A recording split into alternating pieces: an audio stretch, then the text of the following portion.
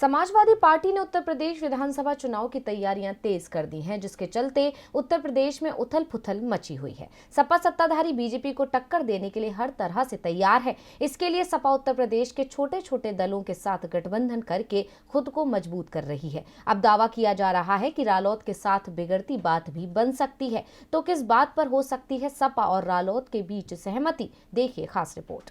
चुनाव नजदीक आते आते अफवाहों और कयासों का दौर तेज होना आम बात है। साथ ही इस दौरान नए गठबंधन बने रहे हैं तो कई पुराने गठबंधन टूटे भी हैं। लेकिन आज आई एक खबर ने कल तक उड़ रही खबर पर विराम लगा दिया। खबर थी कि सपा और रालोद के बीच बात बिगड़ गई है और सीटों के बंटवारे को लेकर गठबंधन का पेच फंस गया है।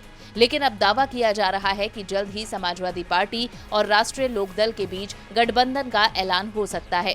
दरअसल जयंत चौधरी की पार्टी रालोद को पश्चिमी यूपी में 36 सीटें मिल सकती हैं। इसके अलावा 2 से 3 सीटों पर रालोद के सिंबल पर सपा के नेता चुनावी समर में उतर सकते हैं।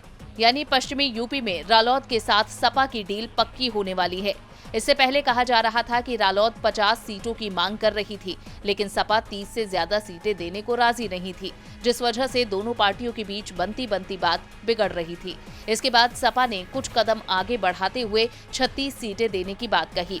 साथ ही कुछ सीटों पर रालोद के चुनाव चिन्ह पर सपा कार्यकर्ता उतारने की बात कही और आखिर में दोनों के बीच सहमति बन गई। अब इस महीने के आखिर तक अखिलेश यादव और जयंत चौधरी यूपी में सीट शेयरिंग फॉर्मूले का ऐलान कर सकते हैं। यानी पूर्वी उत्तर प्रदेश में जहां सुहेल देव भारतीय समाज पार्टी को साध कर सपा ने खुद को मजबूत कर लिया है, तो वहीं राष्ट्रीय लोकदल के साथ बात बनती दिख रही है, जिससे पश्चिमी यूपी में भी सपा की पकड़ मजबूत हो जाएगी।